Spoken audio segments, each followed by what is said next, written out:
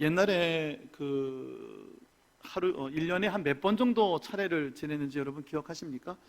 제사를 많이 지내본 집들은 기억이 나실 텐데, 정월 대보름, 3월 삼진날, 5월 단오, 6월 유두, 7월 칠석, 8월 추석, 9월 9일, 섣달 금우.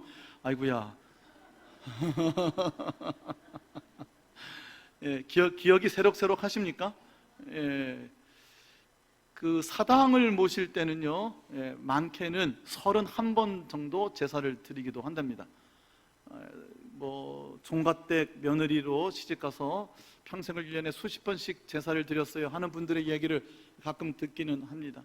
차례라고 그 예식을 부르는데, 차를 올린단 말입니다. 근데 사실 술을 올리죠. 아마 이제 중국에서 전례가 됐기 때문에 차례라는 표현을 쓰지만, 차든 술이든 하여튼 음식도 조상들에게 드리고, 또 거기에 예를 갖춰 절도 하고, 또 그 절기를 지키고 예식을 지키는 겁니다. 예수 믿지 않은 분들이 대부분 다 그렇게 또는 1년에 여러 번 그렇게 제사를 드리기도 하는데요, 하나님께서는 절기를 지키라고, 또 예식을 지키라고 또 분명히 우리에게 말씀해 주셨습니다. 하나님께서 우리에게 지키라고 하는 절기들이 있고요, 예식들이 있습니다. 오늘 우리가 하나님께서 복을 주시고 거룩하게 하신 이날은 복된 날이고 거룩한 날이어서 다른 날과는 구별된 날이라고 말씀을 하셨어요. 하나님께서 우리를 위하여 안식하셨고, 그 하나님의 안식을 우리가 맛보고 즐거워하고 기뻐하고 감사할 수 있도록 하나님의 거룩한 품 안에, 그 쉴 수 있는 하나님의 품 안으로 우리를 초대하신 날이 매 주일 맞는 바로 이 날입니다. 자, 우리 구약 성경에 나오는 많은 절기가 있고 예식들이 있는데요, 그것들 중에서 우리가 중요하게 여기는 몇 가지가 있어요. 그 몇 가지 우리가 이 추석 명절이라는 것을 지내면서 한번 좀 생각해 보려고 합니다. 사실 오늘 이 말씀은요, 지난 한 달 동안 주일 오후 예배 때 나누었던 말씀입니다. 테필린 1번, 2번, 3번, 4번까지 갖고 오늘이 마지막 날인데, 그 결론이 되는 이 말씀을 오전 예배에 나누고자 합니다. 오후 예배에 참석하지 못하는 분들도 계시고요, 또 이 말씀, 이 추석 명절을 지나면서 함께 나누면 좋겠다 싶어서 오전에 이 말씀 나누도록 하겠습니다. 유대인들은 하루에 많게는 3번, 적게는 2번, 또 적게는 1번 이렇게 기도를 드린다고 그래요. 하루에 3번 기도 드리는 모습들 우리가 신약 사도행전에서도 여러 번 보았죠. 아침 저녁으로 드리는 기도가 있습니다. 또 그 기도 때마다 읽는 하나님 말씀이 있고요. 그런데 이제 하루에 3번, 2번 하기가 어려우니까 적어도 하루에 1번 아침에는 하나님 말씀을 꼭 읽고 기도하라고 가르치고 있습니다. 자, 이 기도할 때에 그냥 기도하는 것이 아니라 복장을 갖추어야 됩니다. 이스라엘, 지금 유대인들이 현재도 하고 있는 모습입니다. 사실은 성경에 분명하게 기록되어 있지 않지만 성경을 근거로 해서 랍비들의 전통으로 현재 만들어진 것인데요, 기도할 때는 머리에 키파라고 하는 모자를 쓰게 되어 있습니다. 하나님을 향하여, 하늘을 향하여 머리를 보이지 않겠다, 하나님을 경외하는 증표로 쓰는 겁니다. 그리고 손목에 말씀이 들어있는 박스, 나무 함으로 되어 있는 성구함을 손목에도 매고요, 이 팔에다가 맵니다. 또 미간, 머리에도 맵니다. 그래서 이것을 테필린이라고 불러요. 기도할 때에 키파라는 모자를 쓰고 테필린이라는 성구함을 손목에 차고 머리에도 붙입니다. 세 번째는 탈릿이라고 하는 기도포, 기도할 때 뒤집어 쓰는 옷감인데요, 이 기도포를 이렇게 덮고 그리고 기도를 하게 되어 있습니다. 이 탈릿이라는 기도포의 내 귀에는 옷에 술을 다는데요, 민수기서에 이 말씀이 기록되어 있어요. 하나님의 말씀을 늘 기억하고 그 명령대로 그대로 지켜 행하라 하는 말씀을 그 옷 귀에다가, 단에다가 이렇게 새겨놓습니다. 술을 만드는 거죠. 그래서 나와 하나님만의 기도하는 시간을 만드는 것이고, 또 기도하는 나와 다른 사람을 구별하고자 이 탈릿이라는 기도보를 이렇게 뒤집어 쓰게 되는 겁니다. 이 세 가지를 착용하고 하루 종일 지날 수 없고 하루 종일 3번씩 기도할 수가 없으니까 하루에 한 번 오전에라도 이렇게 기도하라, 이렇게 가르치고 있습니다. 현재도 이스라엘에 있는 유대인들이 하고 있는 관습입니다. 주일 오후에 이 말씀을 4번이나 나누었으니까 들으신 분들은 다 기억나시겠지만 또 못 들으신 분도 있으니까 사진을 몇 장 좀 먼저 보도록 하겠습니다. 아버지가 아들에게 이 테필린이라고 하는 성구함을 매는 방법을 가르쳐주는 장면입니다. 머리에도 이 미간에도 이 말씀함, 성구함이 붙어 있고요, 그 다음에 손목에도 이 성구함을 붙이는 장면이고요, 머리에 가만히 보면 까만색으로 된 키파를 쓰고 있습니다. 탈릿이라고 하는 기도보를 쓰고 있고요. 이 아들은 현재 만 13세가 되어서 바미츠바라고 하는 성인식을 준비하고 있는 장면입니다. 하나 더 볼까요? 만 13세가 되면 그 유대인의 아들들, 물론 이제 딸들도 바트미츠바라고 해서 딸들에게도 성년식을 하기도 합니다. 토라, 저기 펼쳐진 것이 구약 성경이에요. 토라를, 구약 성경을 히브리어로 읽는 모습이에요. 회당에 들어와서 어른들 앞에서 그 사람이 영국 사람이든 미국 사람이든 폴란드 사람이든 러시아 사람이든 한국 사람이든 간에 유대인이 되었다면, 그렇다면 히브리어로 구약 성경을 읽어야만 됩니다. 그래야만 성년이 되는 거예요. 이것을 바미츠바라고 부르는 이유는 바가 아들이고 미츠바가 계명, 율법이라는 뜻이에요. 성년식의 이름이 그러니까 율법의 아들이 된다, 계명의 아들이 된다 하는 겁니다. 13세가 되기 전까지는 부모가 자녀들을 신앙 교육을 시킬 책임이 있어요. 13세부터는 영적으로 독립하는 겁니다. 내가 하나님의 말씀의 아들이 되어서 나 스스로가 하나님의 말씀을 통하여 만나고 섬기겠다고 다짐하는 그러한 예식이 되는 겁니다. 이때에 아버지가 외치는 찬양 기도문이 하나 있습니다. 책임을 명쾌하신 하나님께 찬양을 드립니다, 이렇게 외치게 되어 있어요. 어떤 책임이냐? 자녀 교육의 책임을 오늘부터 나는 면합니다. 하나님이 책임져 주십시오. 하나님의 아들, 하나님의 계명, 하나님의 말씀의 아들입니다. 저가 스스로 영적으로 독립하여 하나님을 부모를 통해서가 아니라, 가정을 통해서가 아니라 저가 하나님을 말씀을 통하여 만나게 될 것입니다. 본인이 그리하여 성경의 한 구절을 히브리어로 읽습니다. 뿐만 아니라 그 말씀을 중심으로 강론을 준비합니다. 설교하는 거예요. 13살짜리가. 유대인들이 오늘날의 유대인이 되었던 것이 이러한 자녀 교육에서 비롯되는 것입니다. 정체성이 분명해지고요, 내가 누구인가, 어디서 왔는가, 내가 어떤 사람인가, 어떠한 삶을 살아야 되는가, 저들이 영적으로 13세부터 독립할 수 있게 믿음의 자녀들로 양육해주는 모습입니다. 나누고 싶은 얘기가 많은데 이미 우리가 지난 4번의 시간을 통해서 다 나눈 말씀이고 오늘 시간이 제한되었으니까 여기까지만 하도록 하겠습니다. 하나만 더 볼까요? 사진을.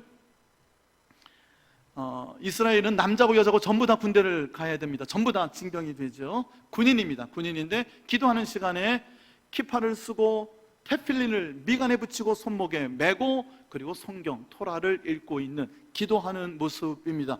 군인 아저씨가 기도하는 모습이에요. 이것이 현재 이스라엘을 이스라엘 되게 하는 기본적인 근원이 아닌가 하는 생각을 해봅니다. 자, 다시 말씀으로 좀 돌아볼게요. 이 테필린이라는 말씀을 4번 나누었습니다. 머리에 붙이는 이 성구하면은요, 칸이 4칸이 되어 있습니다. 그 4칸 안에 말씀이 4본문이 들어가고요, 손목에 매는 성구하면은요, 그 4본문이 한 장 양피지에 전부 다 기록이 됩니다. 4칸에 기록된 4본문마다 공통점이 있기 때문에 그 4개의 본문을 선택을 했습니다. 테필린을 이렇게 만들어라라고 성경에 기록되어 있지는 않아요. 그러나 성경에 이것을, 즉 하나님의 말씀을 내 손목에 매어 기호로 삼고, 손목에 매어 기호로 삼고 내 미간에 붙여 표로 삼어라 라고 주신 말씀이 구약 성경에 4번 등장합니다. 출애굽기에 2번, 신명기에 2번 등장합니다. 그래서 그 4번의 말씀을, 4본문을 그 성구함 4칸에다 각각 집어넣는 것입니다. 출애굽기 13장 1절에서 10절, 11절에서 16절 두 본문에 이 말씀이 나오고요, 신명기 6장 4절에서 9절에도 이 말씀이 나오고, 오늘 우리의 본문인 신명기 11장 13절에서 21절까지에도 이 본문이 등장합니다. 이것을, 즉 하나님의 말씀을 내 손목에 매어 기호로 삼고 내 미간에 붙여 표로 삼으라. 신명기 6장과 신명기 11장에는요 말씀이 조금 더 첨가되어 있는데, 뿐만 아니라 내 집 문설주에다도 붙이고 그리고 바깥문에도 붙여서 기록하라 라고 말씀해 주셨어요. 내 집 문설주, 문설주가 뭐죠? 집에 들어가는데 문 좌우에 있는 게 설주죠. 좌우, 위에 있는 건 임방이라고 부릅니다. 좌우 설주에 이것을 붙이는데요, 지금도 그래서 유대인들은 화장실 문을 제외하고는 문마다 이 매주자라고 하는 말씀을 붙입니다. 사진 하나가 더 있는데 볼까요?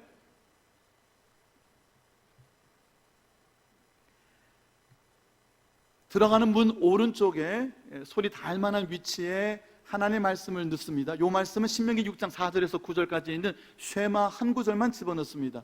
그리고 거기 가만히 보면요 문양이 이렇게 되어 있을 겁니다. 히브리어 알파벳인데 쉰이라고 불러요. 이 쉰은 엘 샤다이, 샤다이는 전능하신 하나님이라는 뜻이에요. 엘 샤다이의 쉰, 첫 번째 알파벳, 즉 하나님, 전능하신 하나님을 상징하는 겁니다. 문에 들어갈 때마다 저것을 한번 만집니다. 그리고 손에 키스를 하기도 하고요. 바깥문에도 이것을 붙이라고 했어요. 바깥문은 어디일까요? 집마다 바깥문이 따로 있습니까? 대문이 저 마당을 지나 따로 있습니까? 그렇지 않고요, 성문을 의미합니다. 공동체가 모여 사는 성에 문이 있을 거 아니에요. 문만 있는 게 아니라 성문은 지붕도 있고 방들도 있었어요. 의자들도 있고, 공동체가 드나드는 성문에도 이 하나님의 말씀을 붙여서 들어가고 나올 때마다, 출입할 때마다 하나님의 말씀을 붙잡고 살라는 겁니다. 사진 하나가 더 있죠? 아버지가 딸에게 집에 붙여놓은 매주자, 이 매주자는 말 자체가 문설주라는 뜻이에요. 그 뜻이 변해서 집 문에 붙이는 이 하나님의 말씀을 매주자라고 부르는데요, 기둥 세웠다 그런 뜻입니다. 딸에게 이 쉰, 엘샤다이, 전능하신 하나님을 의미하는 그 쉰이라고 하는 그 글자 밑에 자녀에게 그것을 가르쳐주고 있는 모습입니다. 하나님의 말씀, 그 말씀을 손목에 메고 미간에 붙이고 문설주에 붙이고 드나드는 바깥 성문에도 붙이고, 이젠 제 얼굴 보여주시면 됩니다. 이렇게 하는 목적이 있어요. 출애굽기 13장에 2개의 본문, 신명기 6장과 11장에 2개의 본문, 4개의 본문이 이 말씀이 계속 등장하기 때문에 유대인들이, 랍비들이 이 4 본문을 선택해서 이 파일렉트리라고 하는 이 성구함에다가 집어넣은 겁니다. 마태복음에 보면 예수님께서 바리새인들을 꾸짖을 때 너희가 경문에 띠는 넓게 하고 옷에 술은 길게 하는도다 질책하셨습니다. 바리새인들, 너희가 사람에게 보이려고 이 많은 행위를 하는도다. 경문이라고 번역되어 있어요. 영어로는 phylactery라고 되어 있는데 헬라어에서 그대로 딴 말입니다. 이 테필린, 이것을 경문이라고 했어요. 성경을 넣은 박스라는 뜻이에요. 경문을 다른 사람보다 큰 박스로 만들어서, 그래서 이 경문의 가죽끈을 크게 넓게 하는 경우가 있다. 나 이만큼 하나님의 말씀을 많이 붙이고 산다, 이러는 바리새인들이 있었던 것이죠. 옷술에도요, 하나님의 말씀을 다는 이 기도법, 탈릿에 붙이는 옷술도 길게 하는 경우가 있었다 하는 겁니다. 바리새인들이 그랬다 하는 거예요. 예수님이 책망하신 것이죠. 하나님께서 이 말씀을 문설주에 붙이고 바깥문에 기록하고 미간에 붙이고 손목에 매어서 지금도 유대인들은 이 말씀을 지키고 있는데 왜 이렇게 하라고 하신 걸까요? 출애굽기 13장에 첫 번째 그 주신 말씀이 9절에 가보면 이것을 이렇게 붙여서 그 말씀을 내 입에 두게 하라 하는 말씀으로 이어지고 있습니다. 내 입에 두게 하라. 출애굽기 13장 9절 말씀이에요. 한번 같이 읽어보도록 할게요. 함께 읽습니다. 이것으로 내 손의 기호와 내 미간의 표로 삼고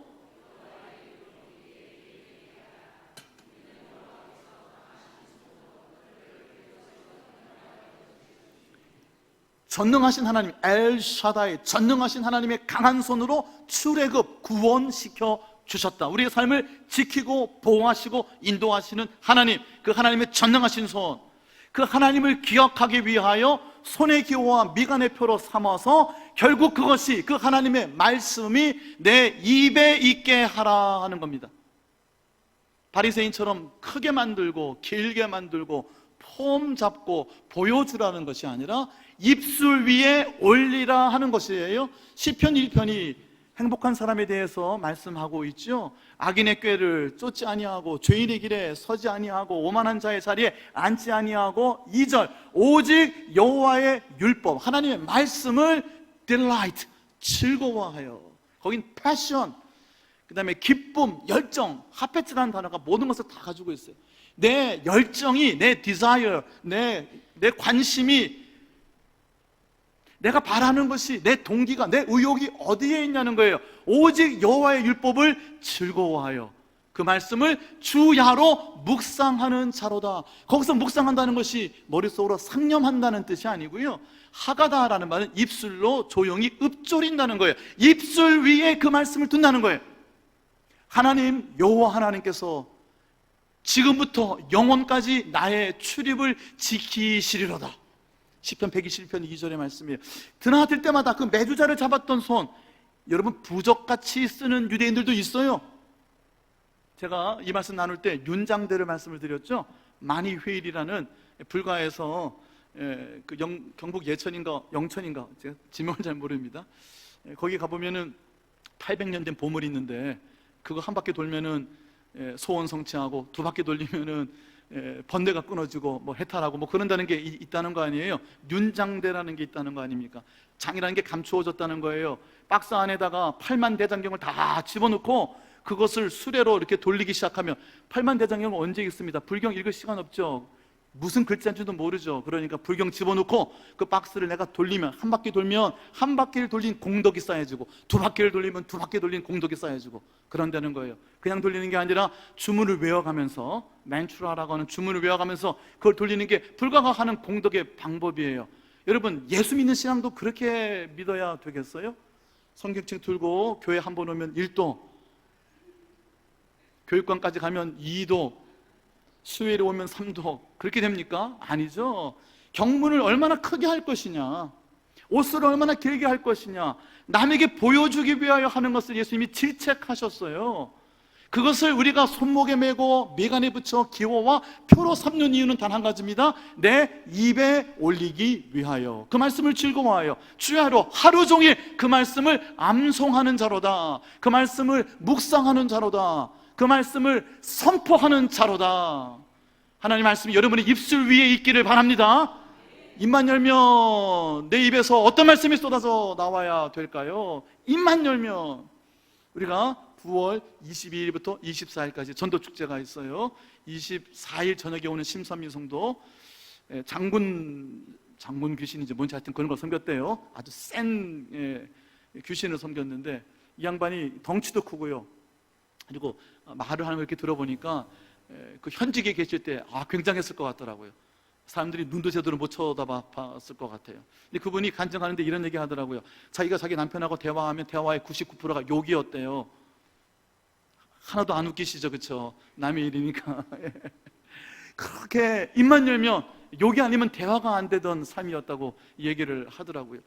우리 입에서, 내 입에 올려진 것이 무엇이 되어야 할까요? 짜증이고 신음소리고 불평하는 소리고 원망하는 소리가 되어야 할까요? 아니면 하나님 여호와께서 나의 출입을 지금부터 영원까지 지키시리로다, 나의 출입을 지금부터 영원까지 지키시리로다. 문설주에 있는 것을 부덕처럼 만지는 게 아니라 하나님 말씀이 내 입에 올려지는 것이죠. 신명기서에 가서 보면요, 그 말씀을 마음에 두고 마음에 새기고 이렇게 표현을 했어요. 마음에 새기고 마음에 두고, 손목이나 미간이나 문설주에 붙이는 게 아니라 결국은 그것이 내 마음에 새겨지고 결국 내 입술에 마음으로 믿어지고 내 입술로 고백이 되어져야 된다 하는 말씀을 나누었죠. 마음에 차오르는 그 하나님의 말씀이 감동이 되어서 내 입술에 기도, 찬양으로 고백되어지는 것, 그 말씀을 우리에게 주시는 거예요. 시간이 많지 않은데요, 제가 지난 4주간 했던 말씀을 요약을 어떻게 하겠습니까? 그러나 짧게 말씀을 드리면요, 이 네 본문이 각각 가지고 있는 주제가 있습니다. 첫 번째는 구원에 관한 말씀이고요, 출애굽기 13장 1절에서 10절까지가, 11절에서 16절까지의 말씀은 헌신에 관한 말씀이고요, 신명기서 6장 4절에서 9절까지의 말씀은 섬김에 관한 말씀, 오늘 우리의 본문 11장, 신명기 11장 13절 21절의 말씀은 축복에 관한 말씀이에요. 구원, 헌신, 섬김, 축복, 이 네 가지 주제를 가진 본문들이에요. 한번 따라서 해보겠습니다. 구원, 헌신, 섬김, 축복. 한 번 더 하면 외워질 것 같죠? 시작. 구원, 헌신, 섬김, 축복. 하루에 1년에 뭐 30번씩까지도 사당에 있는 집은 차례를 지내고 막 그랬단 말이에요. 적어도 1년에 우리가 2번은 먼저 가신 우리 가족들을 그리워하면서 그분들에게 예를 갖추고 우리가 함께 모여서 그 사랑을 기리고 그들을 추모하고 남겨두신 뜻을 품는 시간들을 갖잖아요. 그런 것처럼 하나님께서도 출애굽하던 그날을 기념하라고 하셨어요. 이 절기를, 이 예식을 지키라고 하셨어요. 그날을 기억하라고 그랬어요. 내가 죄의 종로로 타던 그때 그곳이 편했거든요. 얼마나 편했냐면요, 광야에 들어서서 홍해를 가르고 엄청난 구원의 사건을 경험한 이후에도 먹을 물 좀 없다고, 물이 좀 쓰다고 불평하고 원망하다가 차라리 종로로 타던, 죄에 묶여 살던 그때가 좋았다고 고백하던 이들이 이스라엘 백성들이었어요. 왜냐하면 그때는요, 가끔 고기도 먹었거든요. 가끔 기름도 먹었거든요. 편했거든요. 종으로 묶여 사는 게 편했단 말이에요. 죄의 종로로 타고 살아가는 삶이 편합니다. 왜? 하고 싶은 대로 살 수 있기 때문에 그래요. 하나님 없는 삶이 얼마나 편한 줄 아세요?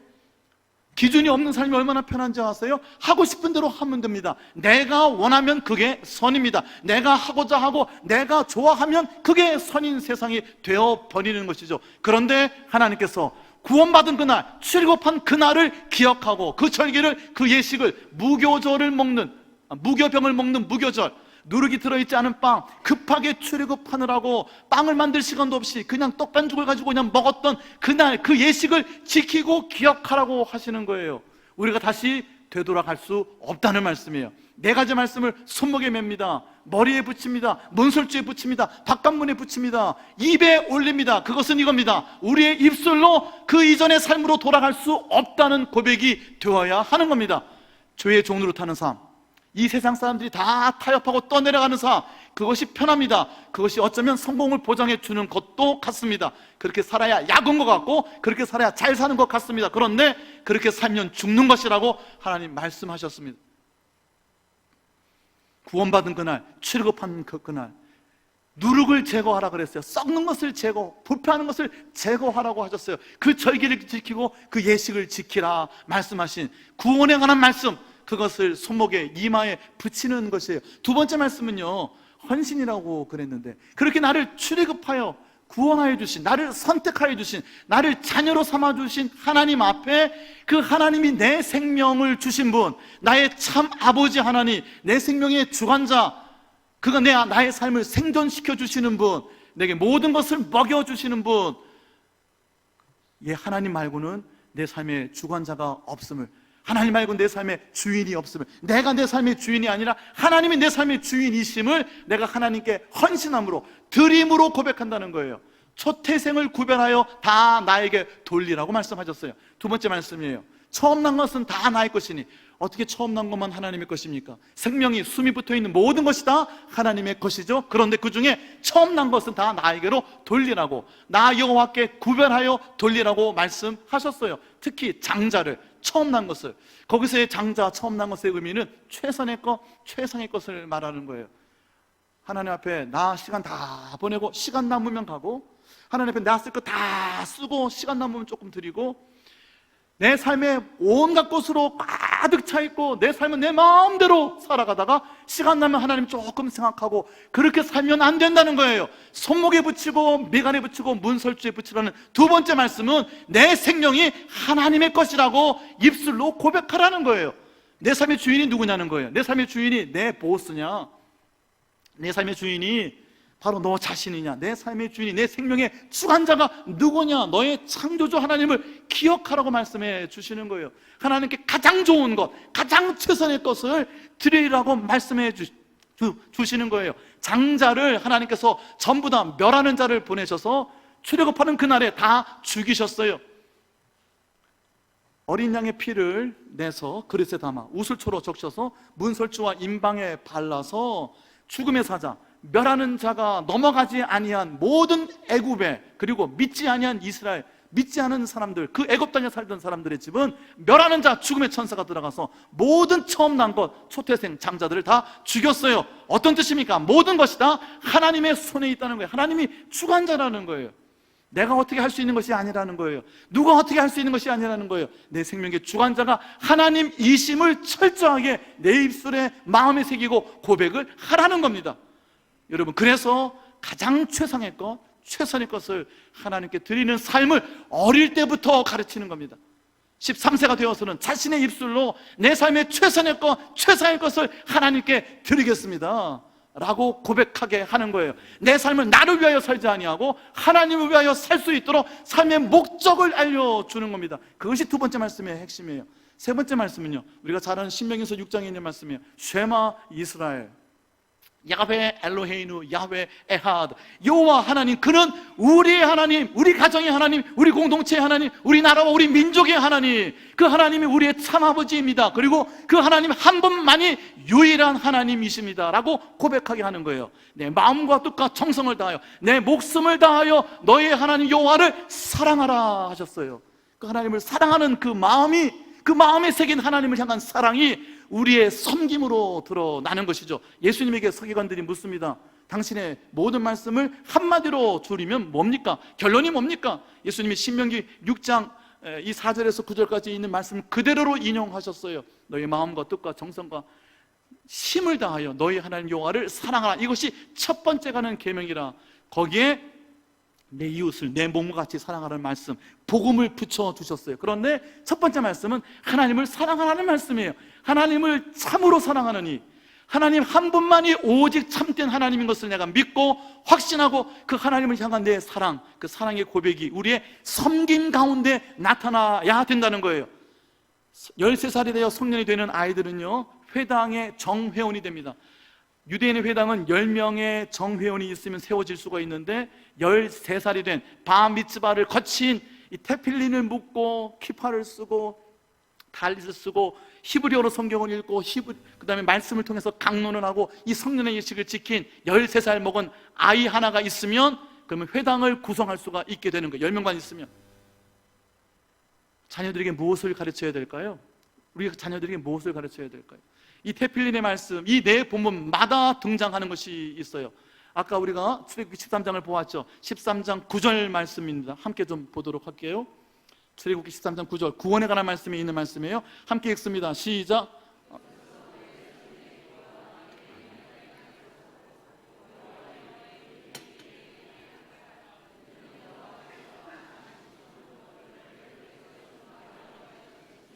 제가 시간이 없어가지고 급해서 9절이라고 했어요. 8절 말씀입니다. 9절은 아까 함께 읽은 말씀이죠. 다시 한번 읽어볼게요. 시작. 너는 그날에 내 아들에게 보여 이르기를, 이 예식은 내가 애굽에서 나올 때에 여호와께서 나를 위하여 행하신 일로 말미암음이라 하고, 너는 그날에 내 아들에게 보여 이르기를. 첫 번째 구원에 관한 말씀을 주시면서 주실 말씀이에요.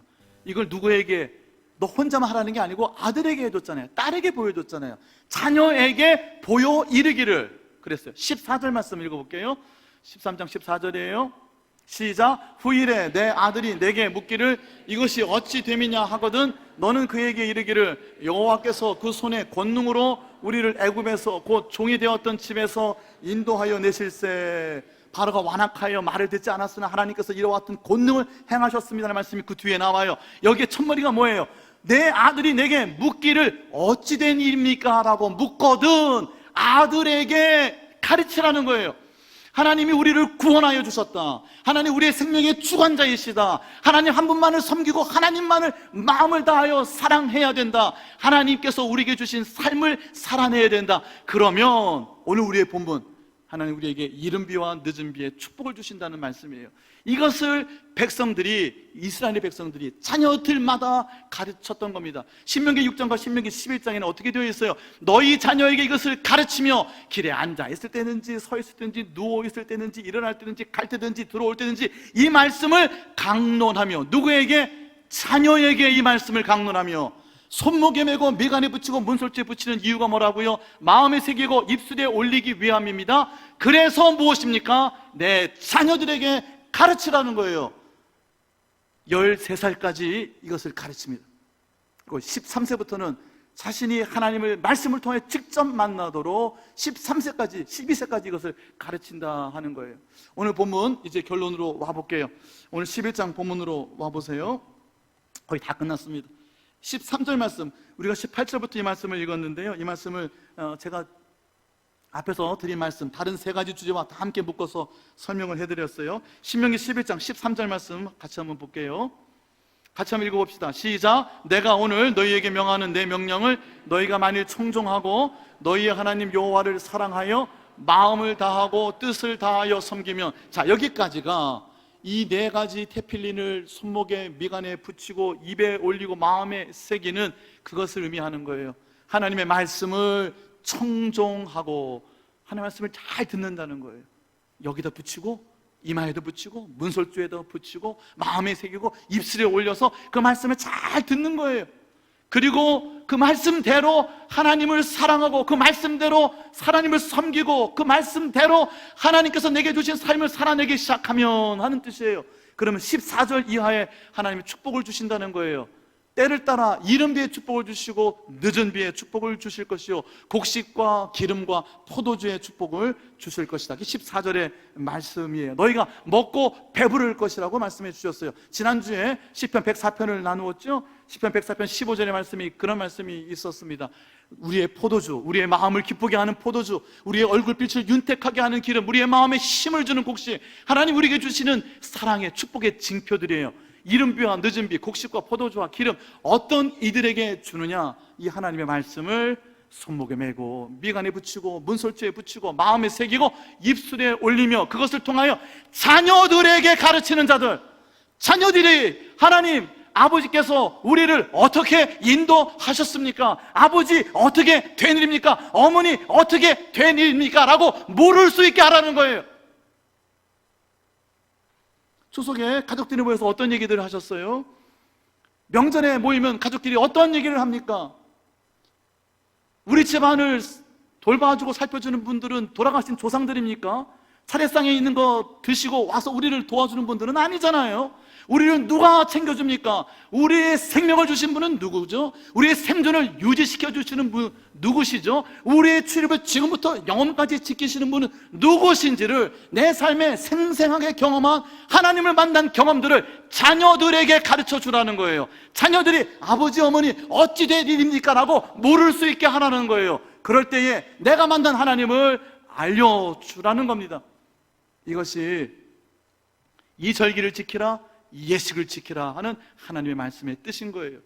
자녀들로 이렇게 대물려가는 믿음의 가정으로 우뚝 서가는 우리 교회 예동의 공동체가 되기를 예수님의 이름으로 축원해 드립니다. 하나님의 말씀을 마음에 새기십시오. 여러분 마음 입술에 올리시고, 그리고 누구보다도 자녀들에게 그 하나님의 말씀을 언제 어디에서든지 강론하고 가르치고 저들의 삶에 심어주는 여러분 복된 인생 되시기를 예수님의 이름으로 축원합니다. 찬송하겠습니다.